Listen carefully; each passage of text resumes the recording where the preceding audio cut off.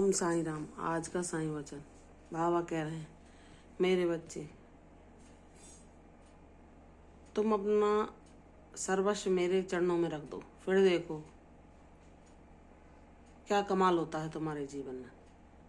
तुम अपनी सारी समस्याओं को भूल जाओ। तुम्हारे जीवन में जो भी परिस्थितियां हैं उन पर विचार करना छोड़ दो, क्योंकि उन पर विचार करने के लिए तुम्हारे बाबा हैं जो तुम्हारे लिए बेहतर योजना बना रहे हैं और वह शीघ्र ही फलीभूत होगी। मैं जानता हूँ मेरे बच्चे, तुम इंतजार करते करते थक गए हो। तुमसे अब सब्र नहीं रखी जाती। तुम कहते हो कि बाबा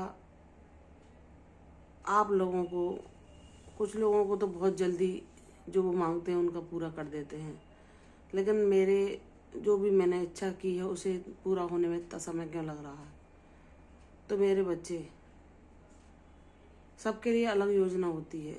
कुछ मेरे खास बच्चे होते हैं, जैसे कि हीरे को बनने के लिए एक कांच के टुकड़े से हीरा तक बनने का बहुत लंबा सफर तय करना होता है। तो मेरे विशेष बच्चे होते हैं जिन्हें मैं अपने कार्यों का माध्यम बनाता हूँ।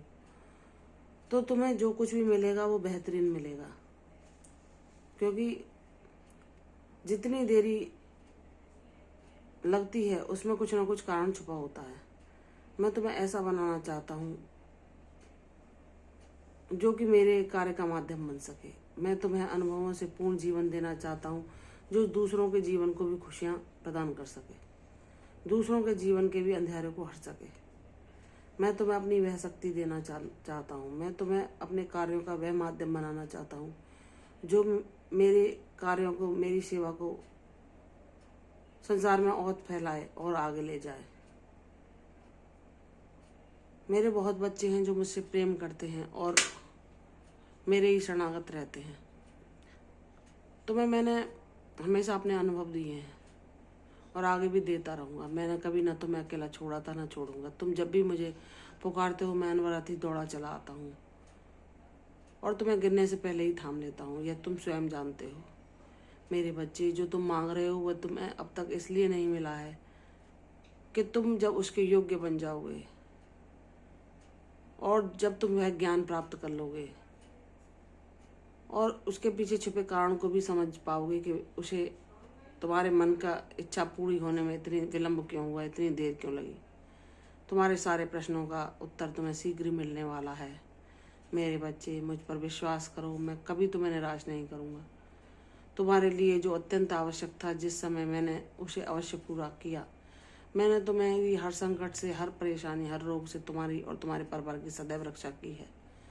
मैंने अपना रक्षा कवच तुम्हें सदैव प्रदान किया है। मेरे बच्चे,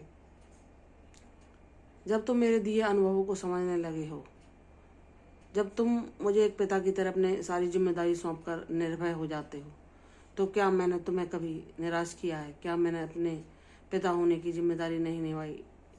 क्या कभी तुम्हारे घर में अन्न, वस्त्रों या किसी प्रकार की कोई कमी आने दी है? क्या तुम्हारे बच्चों के देख रेख, रहन सहन या जो उनके लिए व्यवस्थाएं थी, क्या मैंने उनको उपलब्ध नहीं कराया है? तुम स्वयं जानते हो कि जो तुम्हारे लिए अति आवश्यक है वह सब कुछ तुम्हारे जीवन में है और तुम जो मुझसे मांग रहे हो वह भी मैं तुम्हें दूंगा।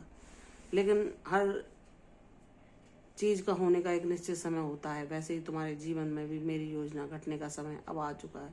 अब तुम्हें अधिक सब्री रखने को मैं नहीं कहूँगा, बस मुझ पर विश्वास करो। सब कुछ अच्छा होगा, सब कुछ शुभ होगा।